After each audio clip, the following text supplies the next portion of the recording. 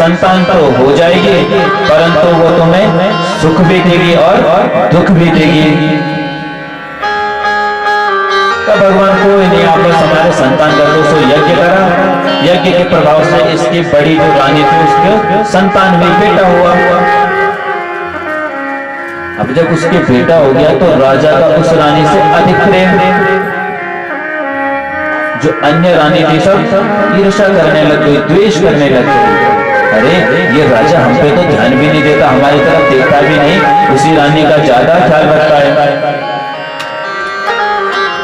सो क्या करा, उस बालक को, केतु को पता चला मेरा बालक मर गया, रोने लग गया, अरे मेरा बेटा मर गया। रानी भी रोने लग गई, जो बड़ी रानी जिसका पुत्र था।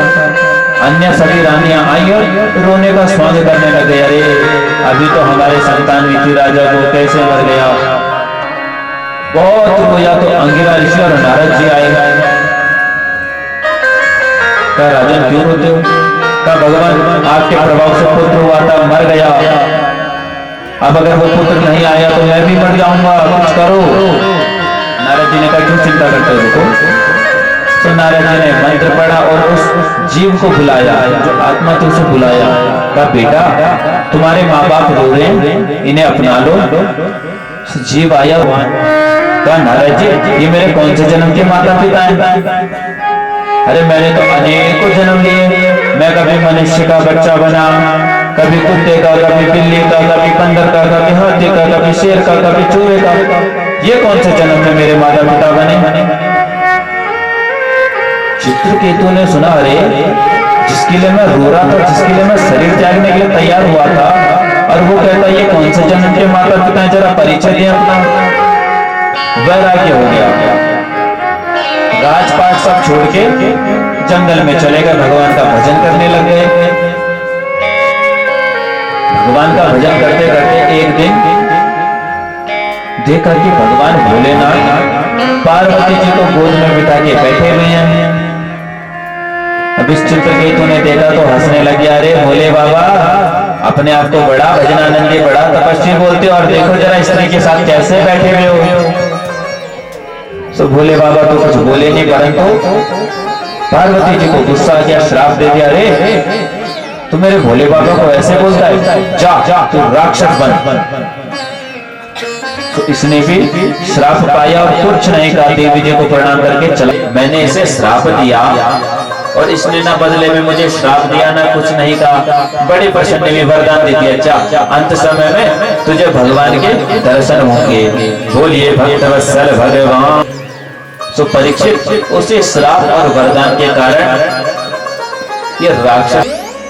आगे सुखदेव जी ने कहा, परीक्षित जब हिरण्याक्ष को भगवान ने बड़ा अवतार धारण करके मार दिया,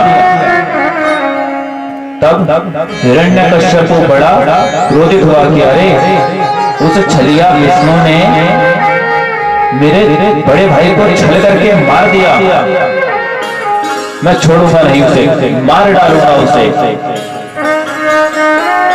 दीमक लग गई।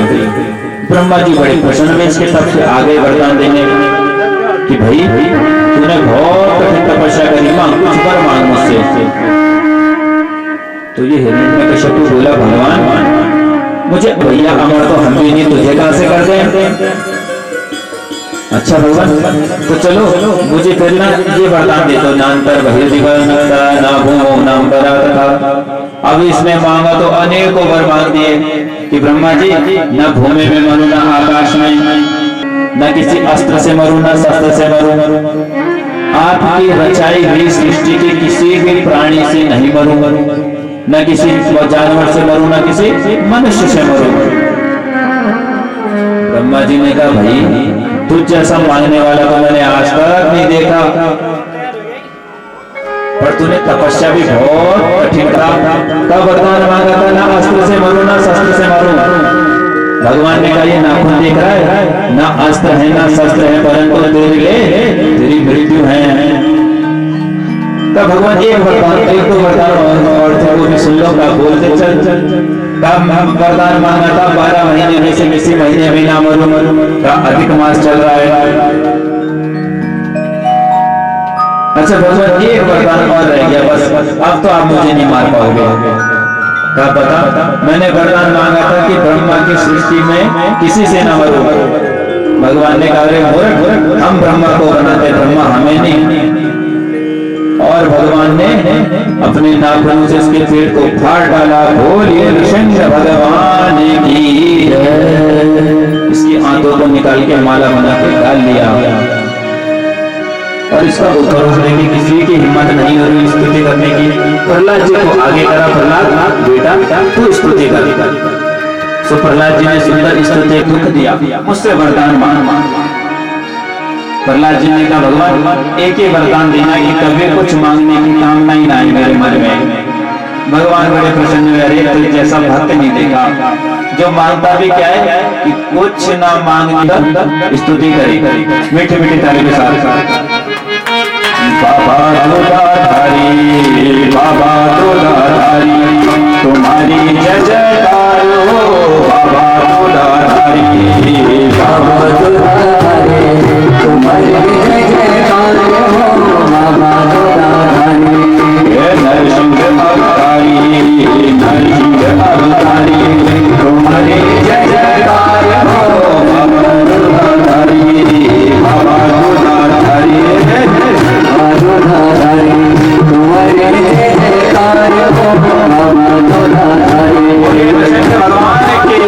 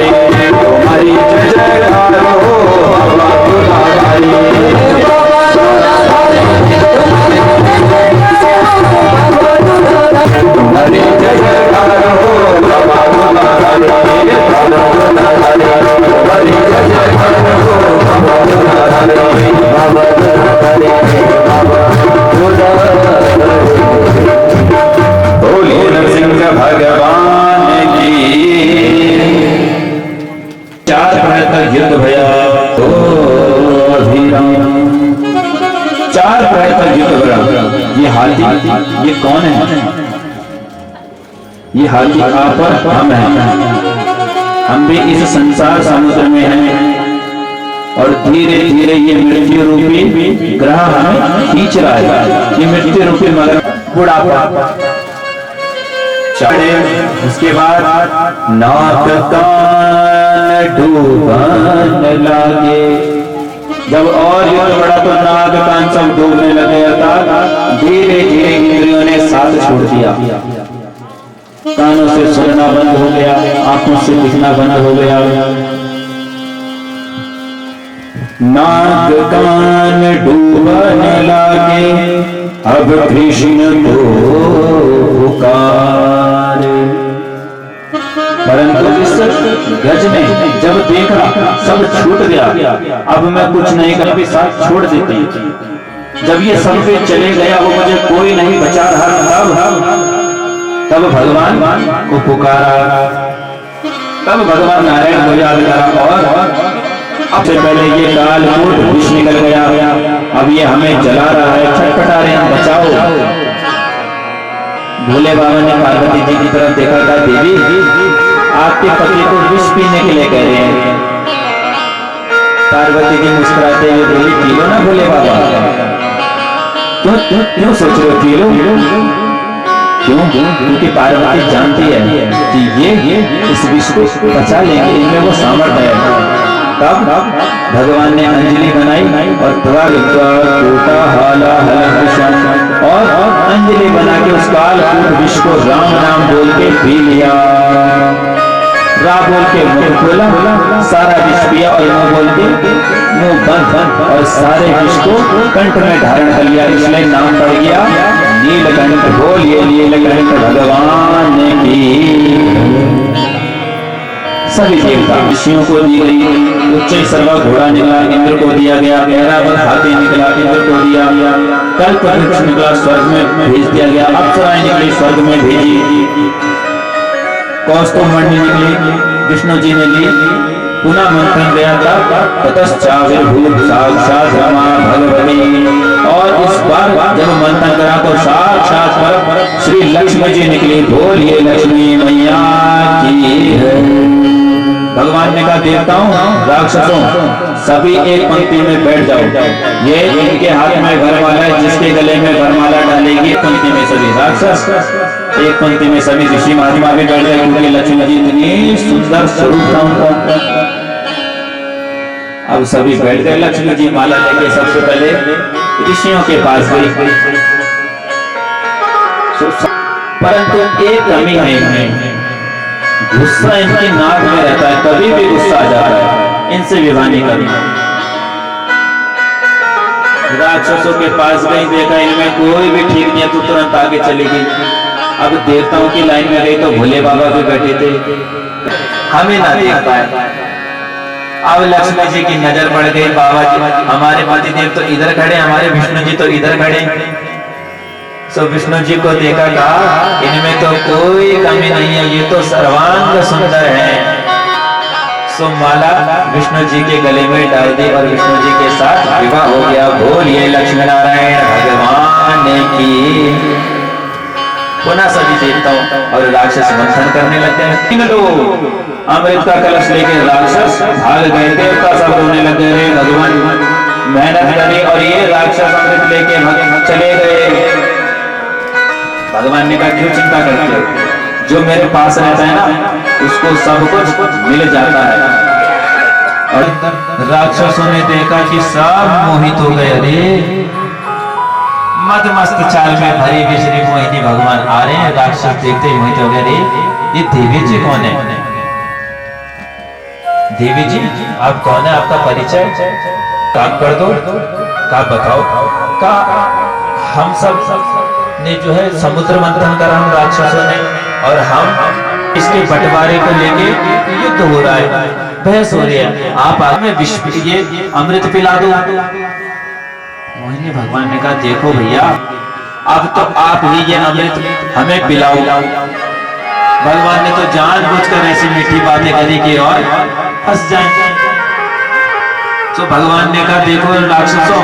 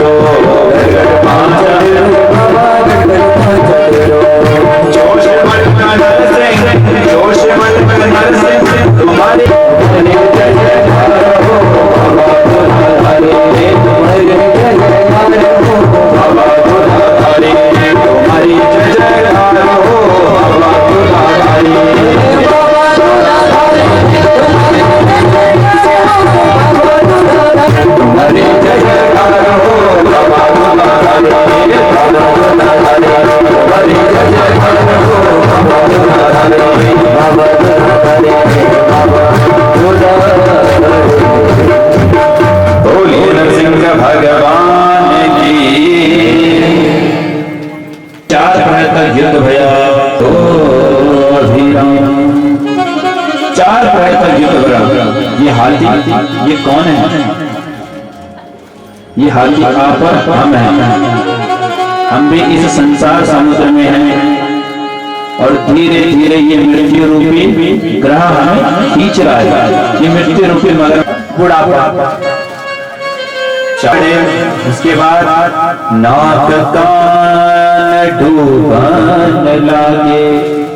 जब और युद्ध बढ़ा तो नाग कान सब डूबने लगे। धीरे धीरे इंद्रियों ने साथ छोड़ दिया। कानों से सुनना बंद हो गया, आंखों से दिखना बंद हो गया। नाग कान डूबने लगे, अब कृष्ण को पुकारे। परंतु इस गज ने जब देखा सब छूट गया, अब मैं कुछ नहीं कर भी साथ छोड़ देती। जब ये सब पे चले गया, वो मुझे कोई नहीं बचा रहा। तब भगवान को पुकारा, तब भगवान नारायण को याद करा और अब से पहले ये काल कूट विष निकल गया। अब ये हमें जला रहा है, छटपटा रहे हैं, बचाओ। भोले बाबा ने पार्वती जी की तरफ देखा, था देवी आपके पति को विष पीने के लिए कह रहे हैं। पार्वती जी मुस्कुराते हुए बोली, पी लो ना भोले बाबा। क्यों सोच रहे हो? P low. क्यों? क्योंकि पार्वती जानती है कि ये इस विष को बचा लेंगे, इनमें वो सामर्थ्य है। तब भगवान ने अंजलि बनाई और अंजलि बना के उस कालकूट विष को राम नाम बोल के पी लिया। रा बोल के मुंह खोला, सारा विष पिया और मुंह बोल के मुंह बंद और सारे विष को कंठ में धारण कर लिया। इसलिए नाम पड़ गया नीलकंठ। बोलिए नीलकंठ भगवान की। सभी देवता ऋषियों को दी गई। उच्च सर्वा घोड़ा निकला, इंद्र को दिया गया। ऐरावत हाथी निकला, इंद्र को दिया गया। कल्पवृक्ष निकला, स्वर्ग में भेज दिया गया। अप्सराएं निकली, स्वर्ग में भेजी। कौस्तुभमणि निकली, विष्णु जी ने ली। पुनः मंथन गया था, ततश्चाविर्भूत साक्षात् रमा भगवती। और इस बार जब मंथन करा तो साक्षात श्री लक्ष्मी जी निकली। बोलिए लक्ष्मी मैया की। भगवान ने कहा, देवताओं राक्षसों सभी एक पंक्ति में बैठ जाओ। ये इनके हाथ में वरमाला है, जिसके गले में वरमाला डालेगी पंक्ति में सभी राक्षस, एक पंक्ति में सभी ऋषि महात्मा भी बैठ गए। क्योंकि लक्ष्मी जी इतनी सुंदर स्वरूप था उनका। अब सभी बैठ गए। लक्ष्मी जी माला लेके सबसे पहले ऋषियों के पास गई, परंतु एक कमी है, गुस्सा इनकी नाक में रहता है, कभी भी गुस्सा आ जाता है, इनसे विवाह नहीं करना। राक्षसों के पास गई, देखा इनमें कोई भी ठीक नहीं है, तो तुरंत आगे चली गई। अब देवताओं की लाइन में गई तो भोले बाबा भी बैठे थे, हमें ना देख पाए। अब लक्ष्मी जी की नजर पड़ गई, बाबा जी हमारे पति देव तो इधर खड़े, हमारे विष्णु जी तो इधर खड़े। सो विष्णु जी को देखा, कहा इनमें तो कोई कमी नहीं है, ये तो सर्वांग सुंदर है। सो माला विष्णु जी के गले में डाल दी और विष्णु जी के साथ विवाह हो गया। बोलिए लक्ष्मी नारायण भगवान की।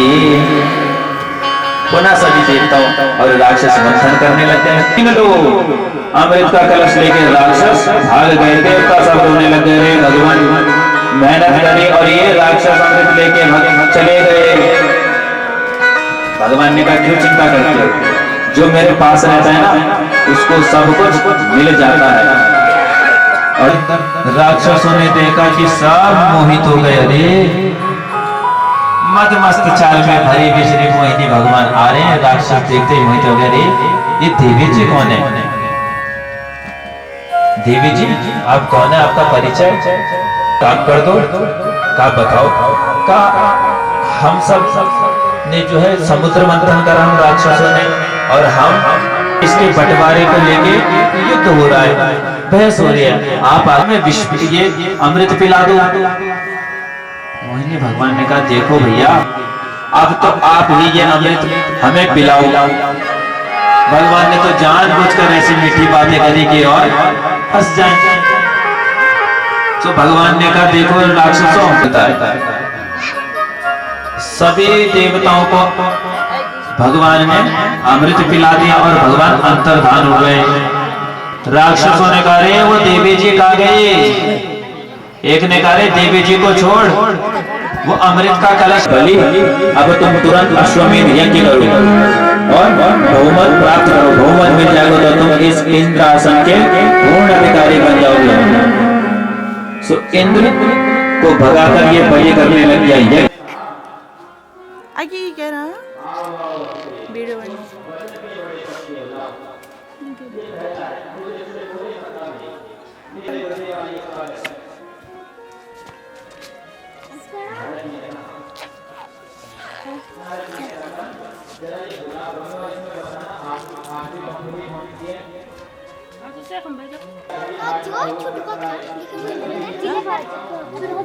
या खुंजिया भी हो तो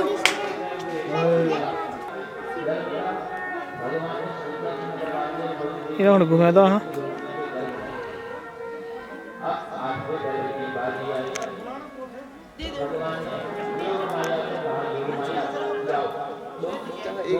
गुब्बारा यार, आके गुब्बारा देखते यार फोटो खींचना तो हम क्या गुब्बारा, आके गुब्बारा क्या फोटो खींचो ना देखिए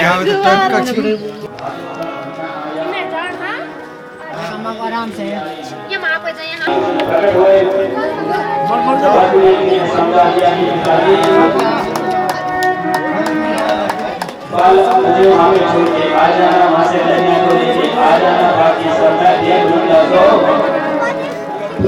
भगवान को लेके वसुदेव जी चले गोकुल की ओर। सभी आंखों की पीड़ियां सब खुल गई, सभी सिपाही सोने लग गए और भगवान को ले जाएंगे। भैया देखो श्री कृष्ण अभी आएंगे तो हम यहाँ से बुलाएंगे, सभी ध्यान दें। श्री कृष्ण अभी आएंगे, अभी आप लोग थोड़ा सा रुक जाओ। सिर में बात मथुरा में मनाया तो तुझे गोकुल में, कहाँ गोकुल में। अभी तो भगवान मथुरा में आए, गोकुल तो जाने दो, नंद बाबा को पता तो चलने दो। लेके गए गोकुल वहां से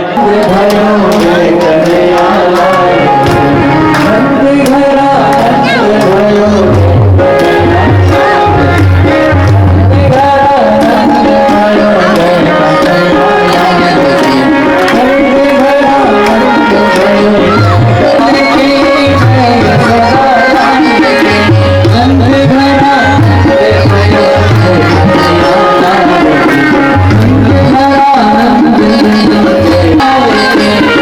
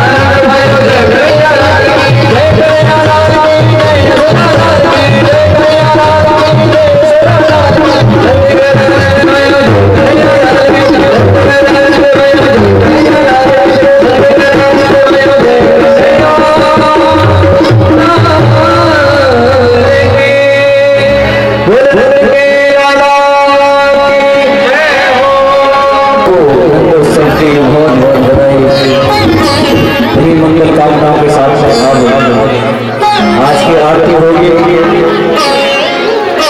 और यजमान दरबार आरती के लिए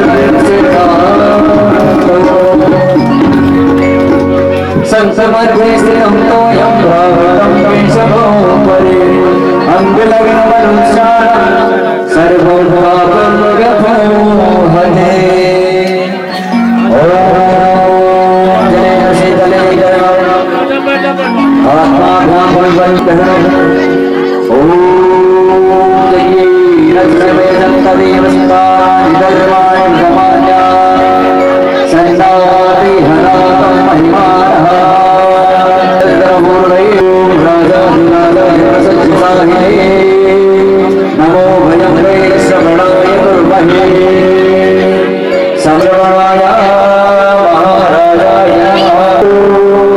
स्वरूपा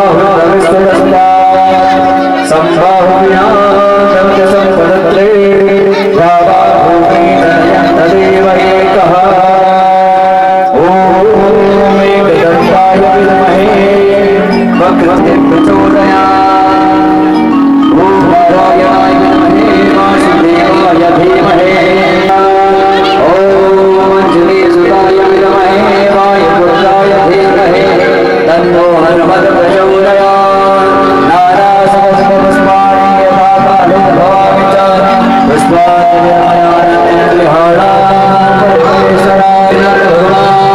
की बाकी बिहारी लाल की नंद के लाला की राधा रमण सरकार की धर्म की अधर्म का गाड़ियों में विश्व का गंगे मैया की गौ माता की सत्य सनातन धर्म की ओम नमः पार्वती पतये हर हर महादेव शंभो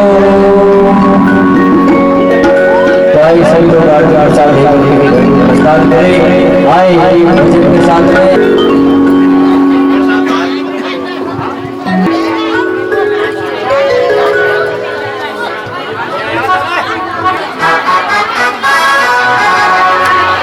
हरे गोकुल मान्य बतावे मेरा जन्म ले दो छल बने नारिया गोकुल मान्य बतावे मेरा जन्म ले दो छल बने नारिया गोकुल मान्य बतावे मेरा गोकुल मान्य बतावे मेरा जन्म ले दो छल बने नारिया